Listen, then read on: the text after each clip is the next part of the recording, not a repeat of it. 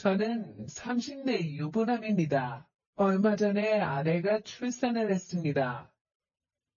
아내가 몸이 조금 약한 편입니다. 그래서 입덧도 심한 편이었습니다. 만삭 때도 유독 많이 힘들어했습니다. 그래서 장모님이 저희 집에 자주 오셨습니다. 장모님은 청소도 해주셨고 음식도 만들어주고 가셨습니다. 덕분에 저는 이전보다 더 잘 먹게 되었죠. 다만, 한 가지 아쉬운 점이 있다면 부부관계를 할 수 없다는 점이었습니다. 임신 중에도 관계가 가능하다고 하지만 아내가 질색을 하더군요. 그리고 항상 피곤해해서 기회가 없기도 했죠. 그러다 보니 아내가 잠이 들면 휴대폰을 들고 화장실로 향했습니다. 그곳에서 혼자 욕구를 풀곤 했지요. 그러다 아내의 출산일이 가까워지자 장모님이 아예 저희 집으로 오셨습니다. 장모님은 정말 열심히 집안일을 해주셨습니다. 덕분에 아내와 둘이 살 때보다 집안이 더욱 깨끗해졌고 먹는 것도 더욱 풍족해졌습니다. 저는 고맙고 죄송한 마음이었습니다. 그래서 매달 장모님께 용돈도 두둑히 챙겨드렸죠. 아내도 장모님과 있으니 엄청 편해하더군요. 장모님은 출산 이후에도 애를 봐주시겠다고 했습니다. 저는 안 그래도 된다고 말을 했지만 아내가 적극 찬성을 하더군요. 결국 매달 얼마씩 돈을 드리기로 하고 장모님이 도와주시기로 결정을 했습니다. 장인어른도 안 계시니 별다른 걸림돌도 없었죠. 장모님은 비싼 조리원도 취소하라고 하시더군요. 하지만 아내는 조리원을 강력하게 원했습니다. 조리원에 대한 기대감이 있는 것 같았습니다. 결국 아내는 조리원에서 2주를 보내기로 했습니다. 그리고 집으로 와서는 장모님이 도와주시기로 했죠. 그렇게 아내의 출산일이 다가왔습니다. 출산 예정일이 다가오자 저는 휴가를 내고 대기했습니다. 그리고 진통이 오기 시작하자마자 병원으로 향했죠. 물론 장모님도 함께 움직였습니다. 하지만 아기가 빨리 나오지를 않더군요. 결국 첫 진통 후 거의 하루 만에 아이가 나왔습니다. 탯줄을 자를 때는 사실 얼떨떨해서 별다른 감정도 없었죠. 그렇게 정신없이 아이가 태어나게 되었습니다. 아내는 병원에서 며칠 입원을 하게 되었고 장모님께서 옆에 있어 주시겠다고 하더군요. 저는 다음날 출근을 해야 되어서 집으로 돌아왔습니다. 혼자 집안에 있으니 뭔가 많이 허전한 느낌이었죠. 한편으로는 오랜만에 혼자 있는 자유시간이기도 했죠. 첫날은 아기와 아내가 계속 신경이 쓰였죠. 하지만 아내와 아기는 건강한 상태였습니다. 그러자 둘째 날에는 혼자 집에 있는 게 심심하더군요. 그래서 컴퓨터에 숨겨놓은 동영상들을 열었습니다. 아무도 없으니 눈치 안 보고 영상을 마음껏 즐겼죠. 몇 달 동안 참아왔던 욕구를 마음껏 분출하고 잠이 들었죠. 아내는 병원을 나와 조리원으로 옮기게 되었습니다. 그런데 조리원에서는 면회가 제한적이었습니다. 가족이라도 함께 자는 것도 안 되더군요. 산모의 안정을 위해서라는데 이해할 수 없었죠. 그래도 방침이 그렇다고 하니 어쩔 수 없었습니다. 그래서 장모님과 함께 집으로 오게 되었습니다. 장모님은 집에 오자마자 제 저녁을 차리시더군요. 덕분에 며칠 만에 제대로 된 식사를 할 수 있었습니다. 식사 후에는 장모님이 빨래와 청소를 하셨지요. 가만히 있을 수 없어서 옆에서 함께 도와드렸습니다. 빨래도 널고 쓰레기도 버리고 청소기도 돌렸지요. 그랬더니 금방 시간이 갔습니다. 그래도 일찍 집안일을 끝내고 장모님과 마주 앉게 되었습니다. 저는 감사하다는 말을 먼저 드렸고 장모님은 당연히 할 일이라고 괜찮다고 하셨습니다. 장모님과 잠깐 이런저런 대화를 나누었습니다. 그리고 잠을 자려고 누웠더니 뭔가 허전한 기분이었습니다. 문득 성인 영상이나 보고 잘까 싶었습니다. 하지만 장모님이 집에 계셨지요. 어제와 같은 자유는 이제 없었습니다. 괜히 눈치가 보여서 그냥 자려고 했지요. 아쉬운 마음이 들기 시작하니 더 보고 싶더군요. 그래서 어쩔까 고민을 하다가 한 번만 보고 자자 싶었죠. 그래서 조용히 일어나 분위기를 살폈습니다. 다행히 장모님은 주무시는 것 같았습니다. 그래서 컴퓨터가 있는 방으로 조용히 향했습니다. 저는 조용히 컴퓨터를 켜고 동영상을 찾았습니다. 소리가 날까봐 이어폰도 끼고 영상을 보기 시작했습니다. 긁히지 않을까 하는 불안감도 있었습니다. 그래서인지 이상하게 더 스릴이 있었지요. 그래서 영상을 보면서 조용히 휴지도 챙겼습니다. 영상은 뻔한 내용이지만 볼 때마다 상상력을 자극했습니다. 몰래 봐서 그런지 그날따라 더욱 집중해서 영상을 보게 되었죠. 조용히 영상에 집중을 하면서 티슈를 챙겼죠. 그런데 클라이막스에 이르렀을 때 인기척이 느껴졌습니다. 장모님이 문을 조용히 열어보신 것이었죠. 그때 마침 저는 마지막 과정을 하는 중이었습니다. 그리고 그 모습을 그대로 장모님께 보여버렸죠. 장모님도 그 모습을 보시고는 순간 기명을 치르셨습니다. 저는 황급히 바지를 올리며 몸을 숨겼습니다. 하지만 이미 모든 걸 보여버린 이유였죠. 그 순간에는 식은땀이 흐르더군요. 설마 장모님이 다시 일어나실 줄은 몰랐죠. 문을 잠그지 않은 것도 후회가 되었습니다. 앞으로 장모님을 어떻게 봐야 하나 싶었죠. 다음날 아침에 일찍 일어나 몰래 출근을 할 생각이었습니다. 그런데 장모님이 이미 일어나 계시더군요. 그리고 제게 잠깐 기다리라시며 식사를 차려주셨습니다. 장모님도 제 눈을 똑바로 못 보시더군요. 정신없이 후다닥 밥을 먹고는 출근을 했습니다. 정말 머릿속이 하얗게 변하더군요. 하지만 장모님을 피할 수는 없었죠. 퇴근하고 조리원에서 아리와 아내를 보았습니다. 그리고 장모님을 모시고 집으로 오게 되었죠. 차 안에서 어떤 말도 꺼낼 수 없었는데 장모님이 먼저 말을 꺼내셨습니다. 어제는 너무 놀라서 미안하다는 말을 못했다고 하셨죠. 저는 오히려 제가 죄송하다고 말을 했습니다. 그러자 장모님은 남자가 그럴 수도 있다고 하셨죠. 그러면서 아내와 자주 관계를 하는지 모르시더군요. 저는 솔직히 아내가 저를 거부한 지 제법 되었다고 했습니다. 장모님은 여자가 임신하면 그게 싫을 수 있다며 이해를 좀 해주라고 하셨습니다. 조금 전까지는 어떻게 장모님을 봐야 하나 싶었는데 한번 이야기를 시작하니 술술말이 나오더군요. 은밀한 이야기까지 모두 장모님께 털어놓기 시작했습니다. 그리고 집으로 돌아왔을 때 장모님께서 먼저 술을 꺼내시더군요. 한잔하면서 이야기를 하자고 하셨죠.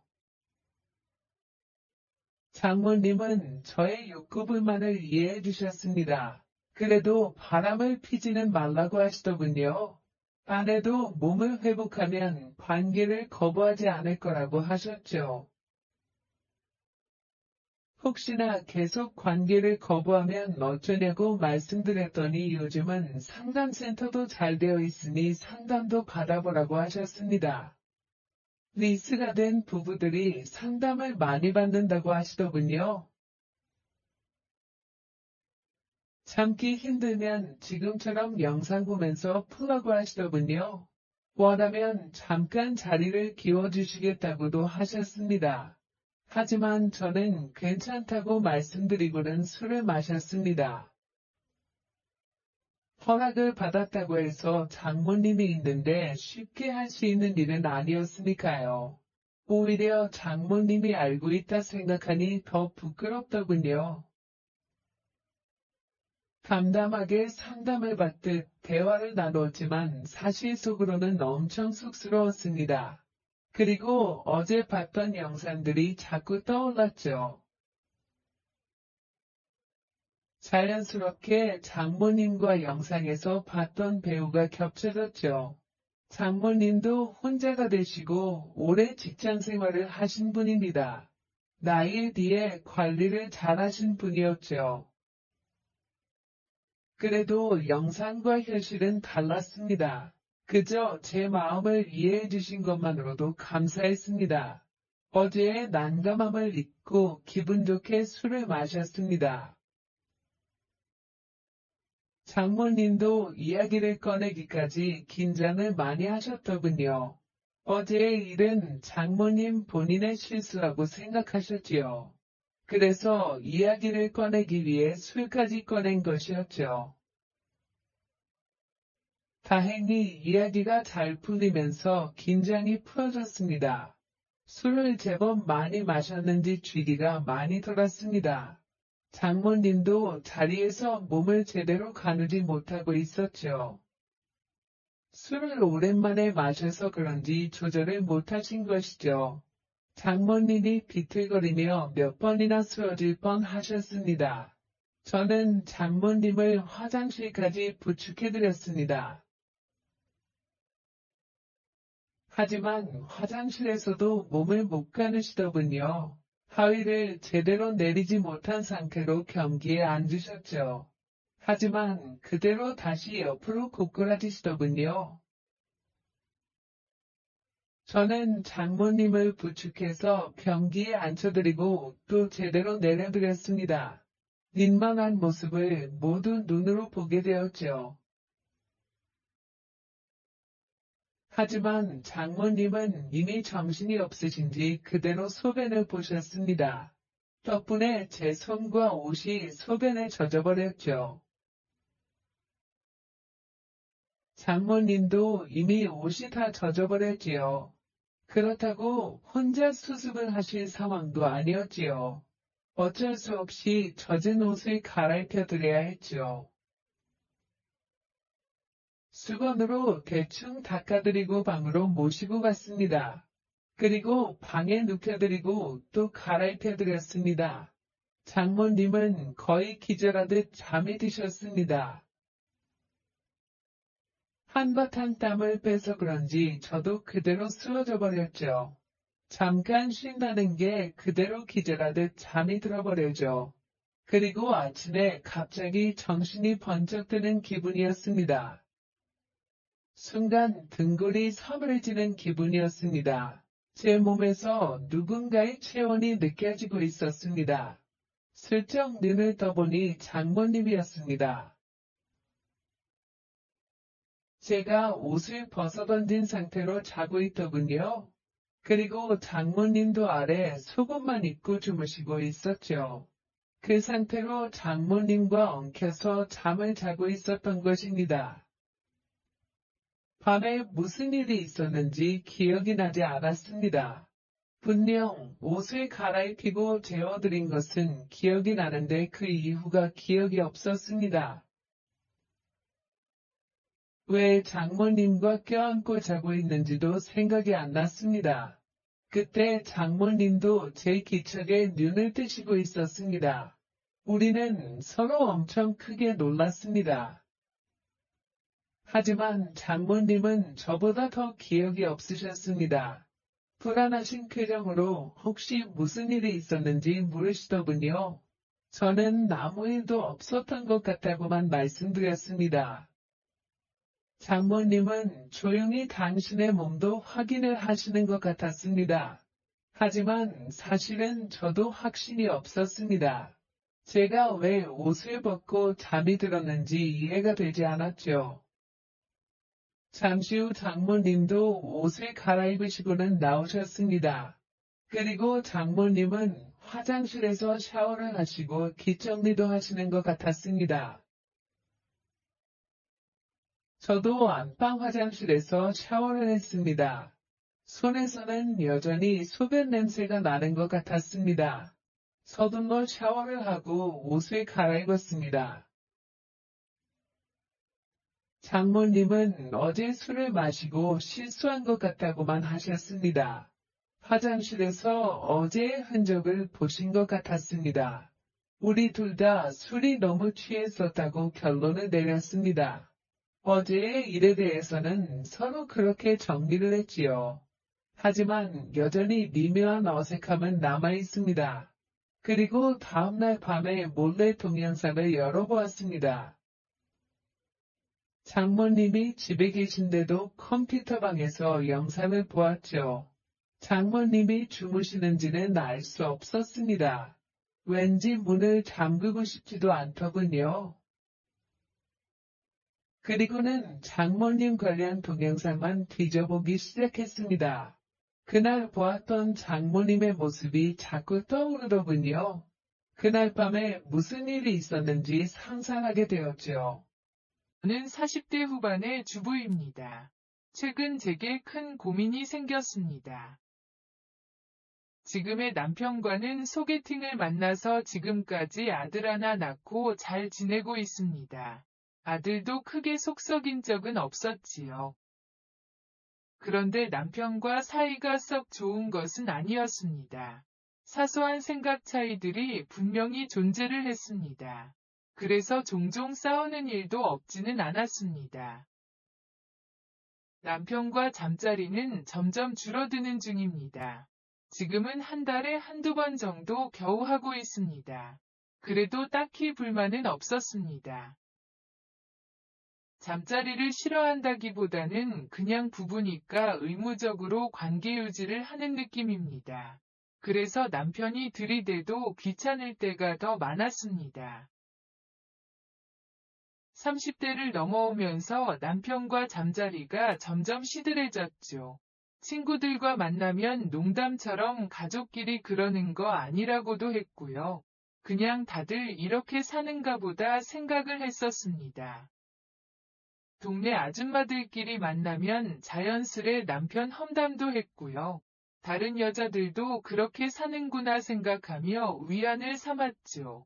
나만 이상한 게 아니라는 그런 위안이었습니다.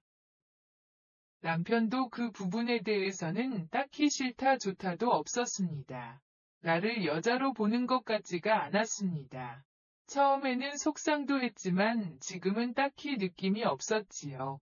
그러다 모처럼 친구들과 모임이 있었습니다. 최대한 예쁘게 꾸미고 제일 비싼 액세서리로 치장을 했습니다. 나이는 들었지만 아직도 여자들끼리 경쟁심을 가지고 있었죠. 다들 최대한 화려하게 꾸미고 모임을 가졌습니다. 그 순간만큼은 조금이라도 어릴 때로 돌아간 기분이었죠. 우리는 일부러 더 화려한 음식점으로 골라서 갔습니다. 이후에 술집도 젊은 애들이 많이 가는 곳으로 갔습니다. 시끄럽기만 해서 싫기도 했지만 어린 아이들이 노는 모습을 보니 또 부럽기도 하더군요. 그렇게 친구들과도 오랜만에 술을 마시고 있었는데 웬 젊은 남자애가 우리 테이블로 걸어왔습니다. 대략 20살 초반 정도의 남자아이였습니다. 제 아들과 비슷한 또래의 그가 우리 앞에 서더군요. 그리고 뭔가 머뭇거리다가 입을 열었습니다. 그는 대뜸 제게 연락처를 달라고 하더군요. 순간 친구들이 난리가 났습니다. 이게 무슨 일인가 싶었습니다. 그런데 알고 보니 자기들끼리 술게임을 한 거더군요. 아무 테이블에나 가서 연락처 따오기라더군요. 아줌마들이니까 좀 쉽게 해주지 않을까 싶어서 왔다고 했죠. 그럼 그렇지 싶었지만 기분은 좋았습니다. 왜 저를 지목한 것인지는 알 수 없었습니다. 하지만 그 남자는 안절부절 못하는 표정이더군요. 재미있기도 했지만 연락처를 함부로 주기는 꺼려졌습니다. 그래서 그냥 돌려보내려 하는데 다른 친구들이 장난기 가득한 표정을 짓더군요. 그리고 그 남자애를 우리 자리에 앉혔습니다. 연계가 왔다느니 하면서 다들 신나하더군요. 그리고 술을 마셔야 보내준다고 했지요. 결국 친구들은 저랑 러브샷을 지시했습니다. 재미있기는 했지만 아들뻘 남자애라서 기분이 이상했습니다. 그 아이는 불쌍한 표정으로 저를 바라보더군요. 그 모습이 귀엽기도 해서 저도 장난에 동참을 해주었습니다. 우리는 얼굴을 맞대면서 러브샷을 했습니다. 그 남자가 떨고 있는 게 느껴지더군요. 그런 모습이 풋풋해서 오히려 귀엽게 느껴졌습니다. 제가 좀 더 과감하게 그 남자를 끌어당겼습니다. 친구들은 사진을 찍으며 엄청 즐거워했습니다. 그리고 보답으로 제 전화번호도 찍어주었습니다. 요즘 애들은 이렇게 노는구나 생각하며 웃었습니다. 친구들도 이색 경험에 무척 재미있어 했습니다. 다들 또 한 번 오지 않나 하고 기다리기도 했지요. 하지만 그 아이들은 다시는 우리 테이블에는 오지 않더군요. 그래도 덕분에 우리는 재미있는 시간을 보냈습니다. 그리고 술자리를 마치고 자리에서 일어났습니다. 그런데 낯선 번호로 전화가 왔습니다. 모르는 번호라 받지를 않았는데 또다시 전화가 오더군요. 그제야 그 번호가 누구인지 떠올랐습니다. 제게 번호를 따라왔다던 그 남자아이였습니다. 저는 괜한 설렘을 느끼며 전화를 받았습니다. 역시 그 남자애였습니다. 약간 취한 목소리로 제게 말을 하더군요. 아까는 귀찮게 해드려 죄송하다고 말을 했죠. 귀엽게 생긴 아이가 예의도 바르구나 생각을 했습니다. 저도 아까 친구들이 술을 너무 먹여서 미안하다고 했지요. 그렇게 잠깐 통화를 하는데 문득 궁금증이 생기더군요. 아까 왜 저한테 연락처를 달라고 했는지 물었죠. 아줌마지만 내심 나를 선택한 이유에 기대와 궁금증이 생겼죠. 그랬더니 그 아이가 우물쭈물하다가 말을 했습니다. 그냥 제일 덜 무서워 보여서 그랬다고 하더군요. 그 순간 저는 빵 터졌습니다. 내가 뭘 기대했나 싶어 웃음이 나오더군요. 그냥 몰랐으면 기분이라도 좋았을 텐데 괜히 물어봤다 싶었죠. 나이가 많아도 여자인데 예쁘다고 해줬음 좋았을 텐데라고 생각했죠. 그런데 그 남자가 문득 이 차를 갔냐고 묻더군요. 그건 아니고 집으로 가려던 참이라고 했습니다. 그러자 그 남자가 갑자기 같이 한잔하면 안 되냐고 하더군요. 이게 뭔 상황인지 신기하기도 하고 괜히 설레기도 했습니다. 그래서 올해는 안 된다고 했더니 어딘지 묻고는 곧바로 달려왔더군요. 그렇게 저는 그 남자애랑 둘이서 술을 마시게 되었습니다. 예쁘지도 않은 아줌마를 왜 만나는지 궁금했습니다. 그래도 오랜만에 젊은 남자애랑 대화를 나누니 좋더군요. 마치 예전에 소개팅을 하던 그런 설렘이 있었죠. 그런데 저보다 그 남자애가 술이 더 취한 게 보였습니다. 그리고 저에게 2차로 노래방을 가자고 했습니다. 시간이 좀 늦었지만 술도 깰 겸 그러자고 했습니다. 남편에게는 그냥 조금 늦을 것 같다고만 했습니다. 친구들과 만나는 걸 알기에 남편은 알겠다고만 하더군요. 그리고 그 남자애가 이끄는 대로 노래방으로 향했습니다. 작은 노래방에 단 둘이 앉았습니다. 술에 약간 취했지만 그 아이의 목소리가 너무 좋았습니다.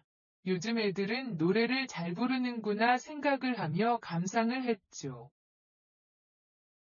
그러다 함께 춤도 추게 되었지요. 그 아이가 저를 곡겨 안고 춤을 추기도 했습니다. 그런데 술 때문인지 그 아이가 점점 스킨십을 해왔습니다. 그때 피하거나 했어야 하는데 저는 그러지 못했습니다.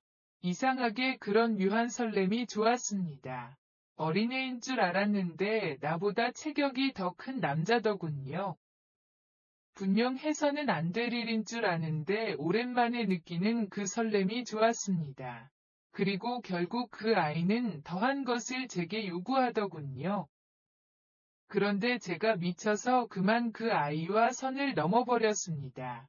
그것도 노래방에서 그 짓을 해버린 것이었죠. 그 순간은 저도 함께 어려지는 것 같은 기분이었습니다. 한바탕 일을 치르고야 정신이 번뜩 들더군요. 그래서 급히 노래방에서 도망치듯 나와버렸습니다. 택시를 타고 집으로 오는데 심장이 벌렁거렸습니다.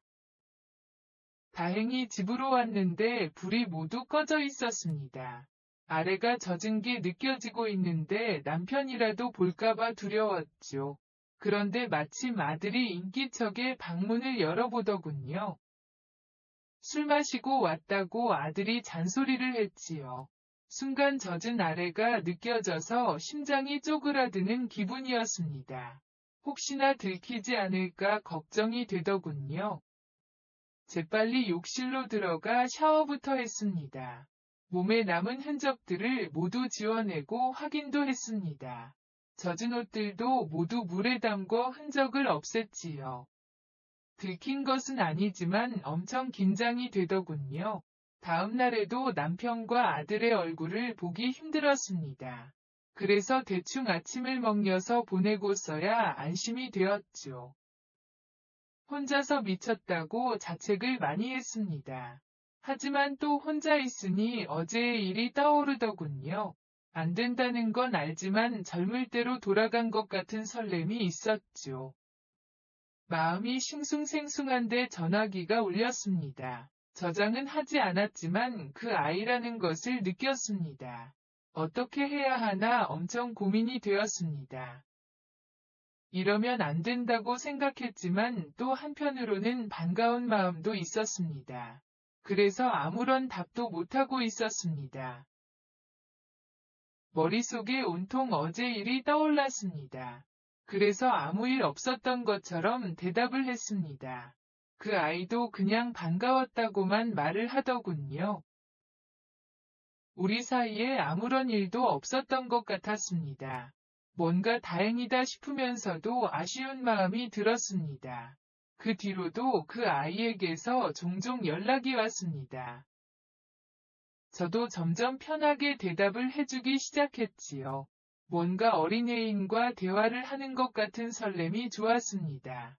물론 비번을 걸어서 남편과 아들은 알지 못하게 했습니다. 그 뒤로 사실 그 남자랑 몇 번을 더 만나게 되었습니다. 처음에는 평범한 일상에 대한 대화를 나누었습니다. 확실히 제 아들 또래의 철없는 고민들을 하고 있더군요. 하지만 왠지 좀 더 어른스러운 느낌이 들었습니다.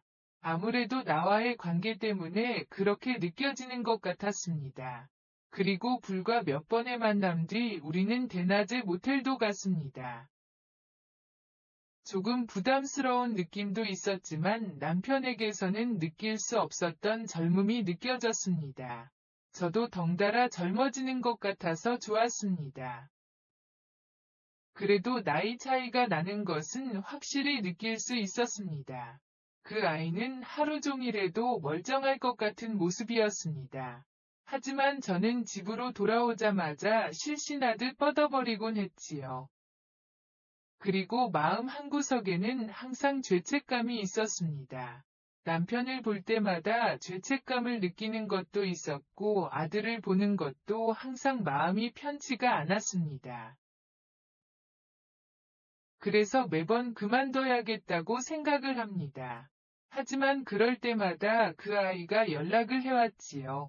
그때마다 저는 그 아이를 거부하지 못하고 있습니다. 매번 이게 마지막이라고 생각을 하면서도 그 남자를 만나면 기분이 좋습니다. 무엇보다 제가 젊어진 기분이라 더 좋았습니다. 평소에는 대충 입고 다녔는데 저도 여자로서 조금씩 꾸미기 시작했죠. 본능적으로 조금이라도 젊게 보이고 싶었지요. 몸매 관리도 하기 시작했고 화장도 다시 하고 있습니다. 피부나 옷도 신경을 쓰기 시작했습니다. 그랬더니 주변에서 예뻐졌다는 소리를 듣기 시작했습니다. 남편도 요즘은 저를 건드리기 시작하더군요. 덕분에 남편과 잠자리를 가지는 일도 많아졌습니다. 제 달라진 모습이 남편에게 뭔가 활력을 준 모습이었죠. 내심 나를 다시 봐주는 남편의 변화가 기쁘기도 했습니다. 하지만 또 한편으로는 남편과 그 남자를 비교도 하게 되었죠. 남편과 사이가 좋아졌음에도 자꾸 그 남자를 떠올리게 됩니다. 남편과는 아무리 해도 젊을 때처럼 좋지는 않았습니다. 그래서 더 비교를 하게 되는지도 모르겠습니다. 이제는 그 남자가 주는 그 느낌을 잊을 수 없습니다. 저도 그 남자가 제 연인이 될 수 없다는 것은 알고 있고 단순히 육체의 즐거움을 추구할 뿐이란 사실도 알고 있습니다. 그리고 이게 얼마나 잘못된 관계인지도 알고 있습니다. 하지만 나를 다시 여자로서 느끼게 해주는 힘 같은 느낌입니다. 그래서 매번 끝내자고 마음을 먹으면서도 그러지 못하고 다시 요구를 받아주게 되는 것 같습니다. 이대로 가다가는 정말 큰일이 날 것 같습니다. 그리고 저는 파국을 원하지 않습니다. 가정을 위해서 곧 그 아이와의 관계를 정리할 생각입니다. 한순간의 일탈이 최악으로 치닫지 않길 바랄 뿐입니다. 그리고 지금도 남편에게는 미안한 마음을 가지고 있습니다. 앞으로 남편에게 평생 사죄하는 마음으로 살겠습니다. 수만으로 사람을 판단하는 것은 참 어리석은 짓입니다. 제 주변에도 그런 사람이 있었습니다. 저는 풍족한 집안에서 태어났습니다. 덕분에 여행도 많이 다녔고 여러 가지 체험도 많이 했었습니다. 학교 성적은 크게 좋은 편은 아니었습니다. 하지만 여러 가지 경력을 살려 대학도 갔고 좋은 회사에서 인정도 받았지요. 성적만으로 인재를 평가하는 시대가 아니었지요. 많은 경험과 그것을 할 수 있는 용기 그것이 제가 인정받는 힘이었습니다.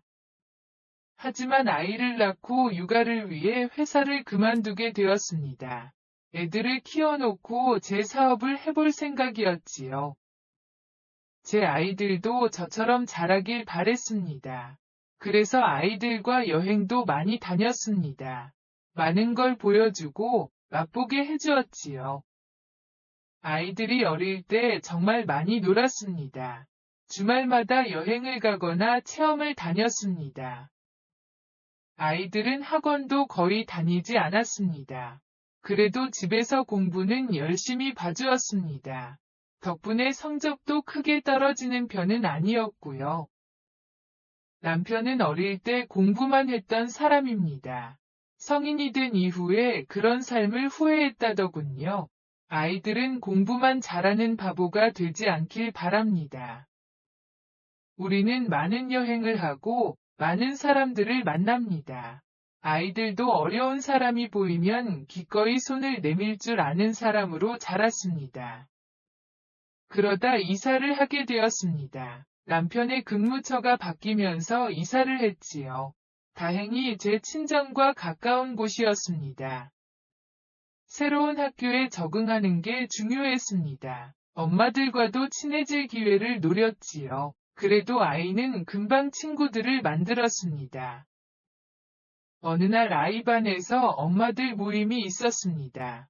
이전 학교에서는 그런 모임에 나가진 않았습니다. 하지만 초대 문자를 거절할 수 없었지요. 각오는 하고 나왔지만 머리가 아팠습니다. 다들 테이블에 명품백 하나씩 올려놓고 외모 자랑, 명품 자랑에 여념이 없었습니다. 명품을 많이 두를수록 권력도 높아 보였습니다. 반대로 저는 명품이랄 게 하나도 없었습니다. 자연스럽게 한쪽 구석으로 밀려났지요. 그쪽 테이블에는 명품백이 없었지요. 그리고 대화 주제도 아이들이더군요. 오히려 마음이 편했습니다. 그때 명품으로 도배를 한 엄마가 왔습니다. 제가 궁금했다고 인사를 하더군요. 다소 불쾌하게 저를 훑어보았습니다. 그리고 자기 아들이 반 회장이라고 했습니다. 자신은 대표원 말을 맡고 있다고 했습니다. 그렇게 간단히 인사를 나눴습니다. 저보고 무슨 일을 하냐고 묻더군요. 그래서 그냥 전업주부라 했고 남편은 그냥 회사원이라고 했습니다. 위아래로 저를 쓱 훑어보더군요. 그리고 호구조사를 시작했습니다. 불쾌했지만 대충 둘러대고 넘어갔습니다. 앞으로 자기 말 잘 들으면 편할 거라더군요. 왠지 엮이고 싶지 않은 사람이었습니다. 그 여자는 곧 자기 무리로 돌아갔습니다. 그제야 숨죽이고 있던 엄마들도 말을 걸어왔습니다. 다들 아이 키우는 고민들이 많았습니다. 모처럼 같은 고민을 나누었지요. 명품백 가득한 테이블 쪽보다는 공감대가 형성되는 기분이었습니다. 그래서 나름 즐겁게 시간을 보내고 왔습니다. 며칠 뒤 아이가 침울한 표정으로 왔습니다. 무슨 일 있냐고 물었습니다. 아이는 자기만 생일 파티 초대를 못 받았다고 합니다. 같은 반 회장 아이의 생일이라고 했습니다. 다른 친구들은 초대받았는데 자긴 초대 못 받았다고 합니다. 불쾌했지만 제 마음대로 할 수 있는 일은 아니었습니다. 그런데 상가에서 다른 아이 엄마를 만났습니다. 반갑게 인사를 하고 잠시 이야기를 나누었습니다. 생일 초대에 대해 조심스레 물었습니다. 그런데 그 집 아이도 초대를 못 받았더군요. 알고 보니 저희 아이만 그런 게 아니었습니다. 절반 정도가 초대를 못 받았더군요. 공통점은 가정 환경이었습니다. 형편이 어려운 집 아이들은 초대하지 않았더군요. 그 엄마도 이미 그런 사실을 알고 있더군요. 저는 화가 났습니다. 그런 이유로 어른들이 편가르기를 하고 있었습니다. 덕분에 초대받지 못한 아이들은 상처를 입었습니다. 그런데 그런 일이 많았던 모양이었습니다. 평소에도 그런 일들이 많다고 하더군요. 웬만하면 엮이지 말라고 충고도 들었습니다. 그 집 아빠가 인근 병원 의사라고 했습니다. 눈밖에 나면 이 동네에서 살기 힘들다더군요. 어이가 없었습니다. 그래서 그날 놀이터를 나가보았습니다. 유심히 살펴보니 그제야 상황이 조금 보이더군요. 열심히 놀고 있는 아들의 모습도 보였습니다. 놀이터는 두 부류로 나뉘어져 있더군요. 명품으로 치장한 엄마들이 지키는 아이들. 놀이터의 대부분을 차지하고 놀았습니다. 다른 아이들은 놀이터 구석으로 밀려나 있더군요. 맨땅에서 아이들이 놀고 있었습니다. 대부분 자기들끼리 나온 아이들이었습니다. 주변에는 할머니, 할아버지가 함께거나 엄마가 혼자 쭈뼛거리고 서 있더군요. 물론 명품은 찾아볼 수 없었고요. 제 아들은 맨땅에서 노는 그룹이더군요. 그래도 참 열심히 노는 아들입니다. 괜히 눈물이 났습니다. 저는 아들을 불렀습니다. 그리고 친구들 데리고 오라고 했습니다. 아이들이 영문도 모른 채 오더군요. 저는 흩어져 있던 보호자들에게 말을 걸었습니다. 아이들 물이라도 좀 사줘도 되냐고 말이죠. 흔쾌히 허락을 하시더군요. 저는 아이들을 이끌고 편의점을 습격했지요. 배가 고픈 아이들은 빵을 사 먹고, 목이 마른 아이들은 음료수를 사 먹었습니다. 아이들의 표정이 무척 밝았습니다. 제 아들도 엄지손가락을 치켜 세우더군요. 외롭게 있던 엄마들과도 친해지는 계기가 되었습니다. 예상대로 이쪽은 맞벌이거나 가난한 아이들이고 저쪽은 돈 좀 있는 집 아이들이더군요. 평소에도 이렇게 논다고 하더군요. 다음 날은 아예 아이들을 집으로 초대했습니다. 돈가스를 튀겨주고 집에서 놀게 했습니다. 아이들은 정말 즐거워했습니다. 저는 창고에서 자전거와 킥보드를 꺼냈습니다. 아이들은 그걸 가지고 놀이터로 달려갔습니다. 저는 다른 장난감도 꺼내서 따라갔지요. 아이들은 신이 나서 놀았습니다. 그런데 그때 대표 엄마가 아는 척을 했습니다. 그 여자는 눈살을 찌푸리며 말하더군요. 애들이 너무 위험하게 논다고 하더군요. 자기 아이들이 놀아야 하니 다른 곳에서 놀라더군요. 저는 그럴 수 없다고 했습니다. 놀이터는 모두의 공간이라고 따졌습니다. 그 여자의 얼굴이 붉어졌습니다. 불쾌한 표정으로 씩씩거리며 가더군요. 그 뒤로 후폭풍은 저희 아들이 맞아야 했습니다. 학교에서 친구들이 노골적으로 놀렸나 보더군요. 거지들의 대장이라고 말이죠. 씩씩하던 아들도 결국 울었다고 했습니다. 우리 집이 우리 게 아니냐고도 하더군요. 그날 남편과 한참 상의를 했습니다. 하지만 뚜렷한 답을 모르겠더군요. 속상해서 친정에도 이야기를 했더니 근처에 사시는 친정아빠가 달려오셨습니다. 아빠는 손주를 달래주셨습니다. 아빠는 할아버지 부자라고 걱정 말라며 달래셨지요. 덕분에 아이는 기분이 많이 나아졌더군요. 그런데 다음날 문제가 생겼습니다. 학교에서 연락이 온 것이었습니다. 아이들이 싸웠다고 하더군요. 들어보니 상대가 반 회장아이라고 하더군요. 대충 상황이 짐작이 되었습니다. 왠지 쉽게 해결될 것 같지가 않았습니다. 정신없이 남편에게 전화를 하고 달려갔습니다. 학교에 가니 대표 엄마도 오는 게 보였습니다. 다짜고짜 저희 아들에게 소리를 치더군요. 저는 급히 아이를 품에 안았습니다. 그리고 저도 지지 않고 따졌습니다. 그 여자는 더욱 소리치더군요. 그 여자는 담임에게도 막 소리를 쳤습니다. 담임은 어쩔 줄 몰라 하더군요. 그래서 제가 자초지종을 물었습니다. 이야기를 들어보니 아이들끼리 시비가 붙었답니다. 회장아이가 거지라고 놀렸고 저희 아들이 말싸움을 하다가 싸웠답니다. 아들에게도 물어봤습니다. 그러자 아들의 대답도 비슷했습니다. 그리고 자꾸 놀려서 화가 났다고 말입니다. 아들의 얼굴에는 핥힌 상처가 있었습니다. 회장 아이의 얼굴도 마찬가지였습니다. 하지만 대표 엄마가 난리였습니다. 아이를 앞에 두고 고소고발을 이야기하더군요. 학폭위를 열어서 징계를 먹이겠다고 했고 저희 집안을 가만두지 않겠다고 난리더군요. 자기 남편 오면 다 끝장낼 거라고 씩씩거렸습니다. 아이 교육 똑바로 하라며 저에게도 소리를 질렀습니다. 담임 선생님에게도 소리를 질러댔습니다. 머리가 아프고 화가 났습니다. 하지만 우선은 아이를 챙겨야 했습니다. 놀란 아이를 달래는데 교실의 문이 열렸습니다. 덩치 좋은 남자가 들어왔습니다. 그 여자의 남편이었습니다. 그 남자도 다짜고짜 소리부터 지르더군요. 저는 최대한 차분하게 말을 했습니다. 하지만 상대는 말이 통하지 않았습니다. 오히려 저에게도 거지 같은 것들이라고 하더군요.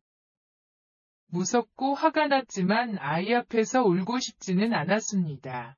그런데 그때 남편이 헐레벌떡 달려왔습니다. 그제야 눈물이 쏟아지더군요. 남편은 저와 아이를 달래주었습니다. 그리고 그 남자를 상대하기 시작했지요. 남편은 차분하게 폭언도 폭력이라며 중단을 요구했습니다. 하지만 그 남자의 폭언은 그치지 않더군요. 남편에게도 막말을 하고 협박을 했습니다. 남편이 화를 참는 게 보였습니다. 남편이 냉정하게 경고를 했습니다. 정말로 끝장을 보려는 거냐고 했지요. 그 남자는 끝장을 보자고 소리치더군요. 남편은 아이들 생각은 안 하느냐고 받아쳤습니다. 오히려 그 남자는 너희 자식이나 걱정하라더군요. 제 아들을 혼쭐 내겠다고 소리쳤습니다. 그때 문 밖에서 호통을 치는 소리가 들렸습니다. 저도 놀라서 돌아보니 친정 아빠였습니다. 아빠의 그런 무서운 모습은 처음이었습니다. 알고 보니 마침 남편과 점심 약속이 있었다고 했습니다. 남편도 회사가 가까우니 점심 약속을 하신 것이죠. 그러다 제 목소리를 듣고 쫓아오신 것입니다. 교실로 들어왔는데 딸과 손자가 울고 있고 웬 놈이 소리를 지르고 있으니 눈이 돌아가신 겁니다. 그런데 상대 아빠가 더 크게 놀라더군요. 사실 저희 아빠는 인근 병원 이사장이었습니다. 그래서 혹시나 했었는데 역시나 상대 아빠는 그 병원 의사였던 것이죠. 아빠도 그 사람을 알고 있는 것 같았습니다. 순식간에 상황이 뒤집어져 버렸지요. 회장 엄마도 당황하는 게 보이더군요. 하지만 아빠는 화가 머리 끝까지 났습니다. 딸과 손주가 울고 있으니 눈이 돌아가신 것 같았습니다. 오히려 남편이 말려야 할 정도였지요. 아빠의 모습에 저도 모르게 웃음이 나왔습니다. 돈과 권력이 중요한 건 아니다고 가르쳐 왔는데 그 순간만은 돈의 힘이 너무 든든했죠. 아빠는 정말로 그 사람을 잡아먹을 기세였습니다. 평소 엄마가 딸바보라고 놀리던 아빠입니다. 그리고 이제는 손주바라기가 된 상태였지요. 그런 손주가 상처가 나서 울고 있으니 눈이 돌아갈 만도 했다 싶었지요. 하지만 아빠도 너무 흥분한 느낌이었습니다. 아빠는 제 남편에게도 소리쳤습니다. 검사라는 사람이 가만히 있을 거냐고 했습니다. 남편은 절대로 가만히 있지 않겠다고 하더군요. 아빠는 책임지고 제대로 처벌하라고 하더군요. 남편도 이번에는 참지 않겠다며 이를 갈더군요. 그 소리에 회장 엄마 부부가 엄청 놀라고 있었습니다. 사실 남편의 직업은 검사입니다. 공부만 잘했던 바보가 제 남편이지요. 아빠는 사위가 너무 순하다며 못마땅해 했었지요. 그런 순한 남편도 엄청 화가 난 모습이었습니다. 그리고 아빠가 남편을 부추기고 있었죠. 결혼 이후 처음으로 사위와 죽이 맞는 아빠였죠. 아빠와 남편은 말로 협박을 시작했습니다. 당장 그쪽 부부를 감옥에라도 보낼 기세였습니다. 대표 엄마 부부의 안색이 창백해지더군요. 저는 한편으로는 통쾌하기도 했지만 오히려 아빠와 남편을 말려야 했습니다. 아들에게 이런 모습도 좋지 않으니까요. 대표 엄마 부부는 손이 발이 되도록 싹싹 빌었습니다. 아빠와 남편은 끝장을 보자고 소리치더군요. 저는 오히려 두 사람을 말렸습니다. 아이에게 돈과 권력으로 사람을 무시하는 건 잘못된 일이라고 가르쳐 왔는데 남편과 아빠가 그렇게 하고 있었죠. 애들 앞에서 뭐 하는 거냐고 소리쳤지요. 그리고 회장 아이를 보았습니다. 기세등등하던 아이가 겁을 먹고 있었습니다. 저는 그 아이에게 손을 내밀었습니다. 친구들끼리 싸울 수도 있다고 말했지요. 너무 걱정하지 말라고 했습니다. 그제야 아빠는 슬그머니 손자에게로 갔고 남편도 제 눈치만 봤습니다. 아이들에게 못난 모습을 보인 걸 아는 거죠. 저는 대표 엄마에게 계속 할 거냐고 했습니다. 당연히 아니라고 손사래를 치더군요. 오히려 미안하다고 제 아들에게 사과도 했습니다. 저도 아들에게 친구랑 화해하라고 했습니다. 그렇게 일은 일단락이 되었습니다. 그 뒤로 많은 변화가 있었습니다. 놀이터에서 벽이 없어졌습니다. 대표 엄마는 제 눈치를 보기 시작했고요. 평소 친했던 엄마들도 이제 제 눈치를 봅니다. 이런 분위기는 예전부터 싫어했습니다. 그래서 제가 먼저 다가가고 먼저 말을 걸었습니다. 저를 어려워하던 엄마들에게도 이전처럼 대했지요. 하지만 아이들은 이전과 다름이 없었습니다. 편의점 아이스크림 하나에 신나하고 넘어지고 다치면서 난리도 아니었죠. 놀이터에서 보이지 않던 벽도 사라졌습니다. 적어도 제 앞에서는 명품 자랑하는 엄마도 없었죠. 그래서인지 엄마들끼리 많이 편해진 느낌이었습니다. 아들과 싸운 회장아이도 이제 바닥에 뒹굽니다. 옷은 엉망이 되었지만 즐거워 보였습니다. 애들은 저렇게 놀아야 정상이죠. 아들은 금방 다른 친구들과도 친해졌습니다. 어른들이 만들었던 잣대를 치워버리자 아이들은 더없이 행복해 보였습니다. 우리 집은 동네 사랑방이 되었습니다. 아이들이 모여서 간식도 먹고 목마르면 물도 마시고 갑니다. 그리고 회장 아빠는 병원에서 단단히 찍힌 모양이었습니다. 속이 좁은 아빠가 저 모르게 복수를 하고 있는 모양이었습니다. 엄마에게 물어보니 대놓고 복수를 하거나 그런 건 아닌 것 같았습니다. 하지만 이사장에게 찍혔다고 소문이 났으니 병원 생활이 힘들 것 같기는 했습니다. 그래도 그건 아빠 회사 일이니까 모른 척 했습니다. 하지만 어른들의 이기심 때문에 아이들이 상처받지 않길 바랍니다. 20대 직장인입니다. 최근에 저는 운동을 시작하게 되었습니다. 원래 운동을 많이 한 그런 몸은 아니었습니다. 오히려 보통보다 마른 편이었지요. 그래도 친구들과 축구도 하고 농구도 가끔 했었죠. 하지만 회사에 입사를 한 뒤로 운동은 거의 하지 못했습니다. 오히려 술을 마시는 일은 더욱 늘어났죠. 그러다 보니 입사한 지 1년 만에 몸무게도 제법 늘었습니다. 더 문제는 유독 배만 나오기 시작했다는 사실입니다. 마른 몸인데 배만 나오니 볼품이 없었지요. 그래서 운동을 해야겠다고 생각을 했습니다. 어떤 운동을 해야 하나 하고 알아보던 중에 회사 근처에 새로운 체육관이 생긴 걸 보았습니다. 크로스핏이라는 운동을 하는 곳이더군요. 그게 뭔지 몰라서 인터넷으로 검색을 해보았습니다. 그런데 생각보다 괜찮은 운동처럼 보였습니다. 뭔가 제가 알던 헬스장보다 재미있어 보이더군요.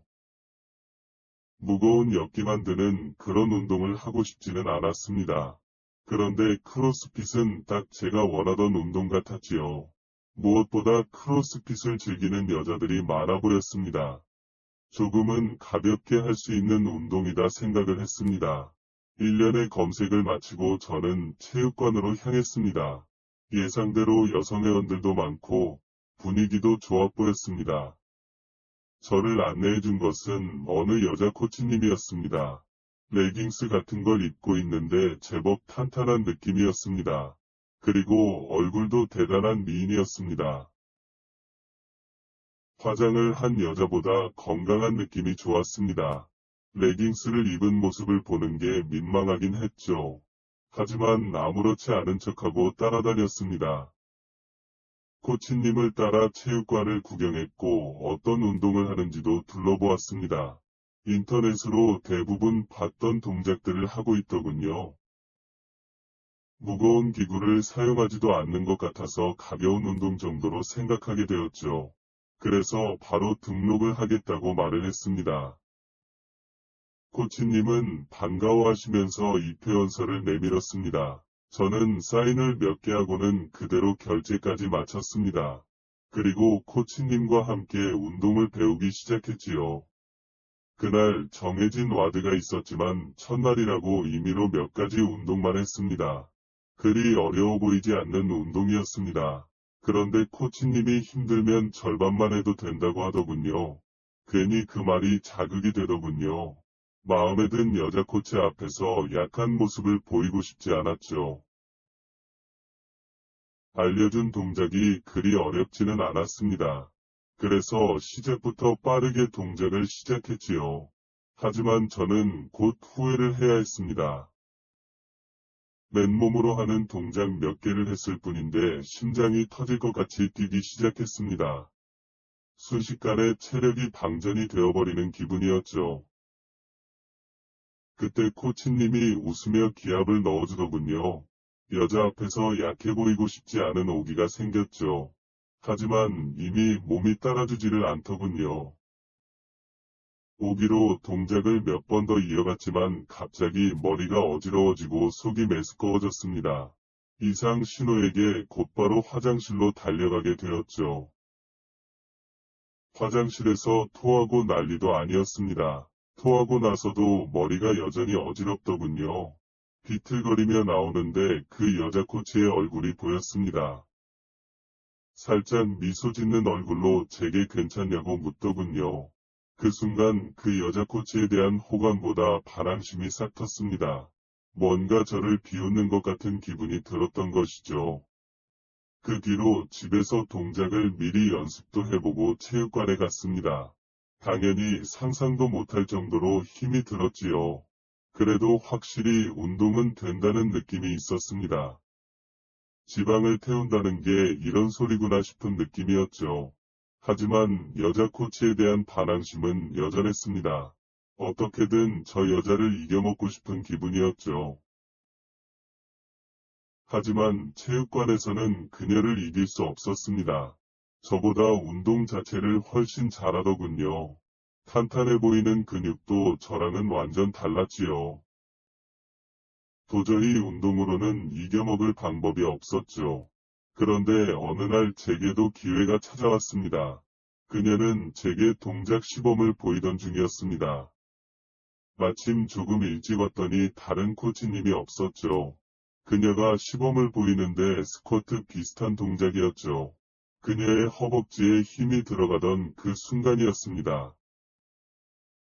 갑자기 낮은 방구 소리가 들려왔습니다. 그 순간 정말 시간이 멈춘 것 같은 느낌이었습니다.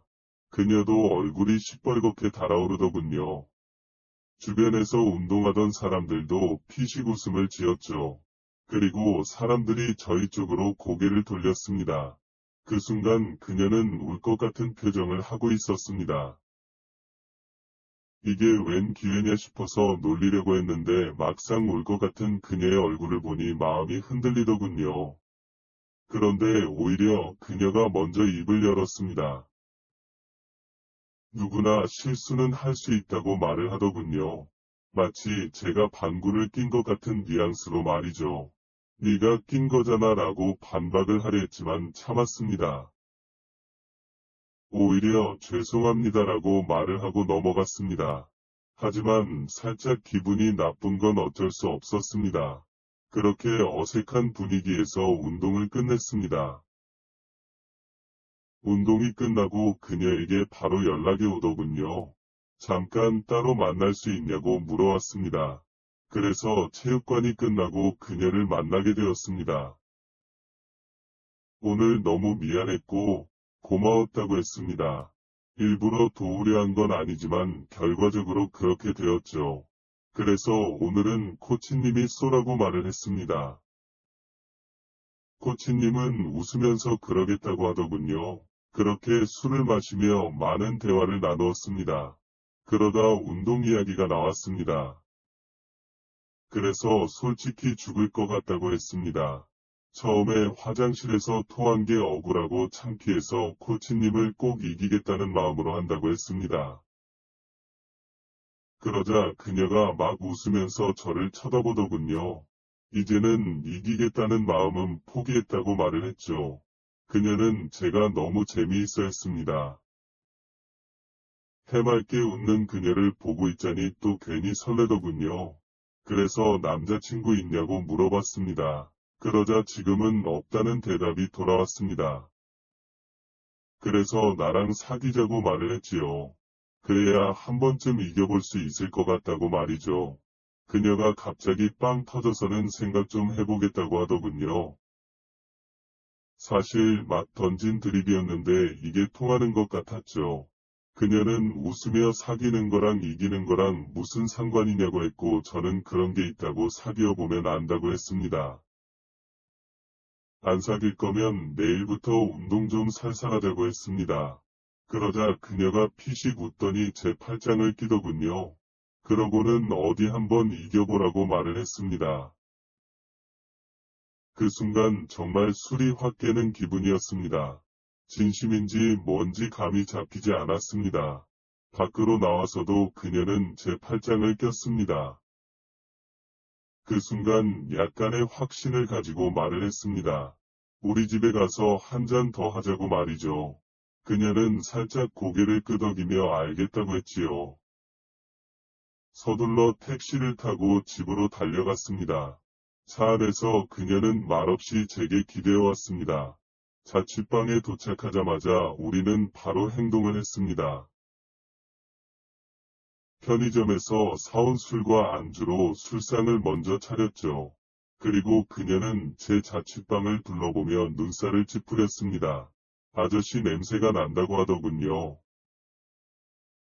다시 술상에 마주 앉아 술을 한 잔, 두 잔 마셨습니다. 하지만 솔직히 기대하는 게 있는지라 마음이 급했지요. 그렇다고 무턱대고 덤벼들 용기는 없었습니다. 그녀가 왜 여기까지 따라왔는지 의문스럽기도 했죠. 하지만 그녀도 마음이 있으니 왔을 거라 생각을 했습니다. 그래서 그녀의 옆으로 다가가 슬쩍 팔을 올렸습니다.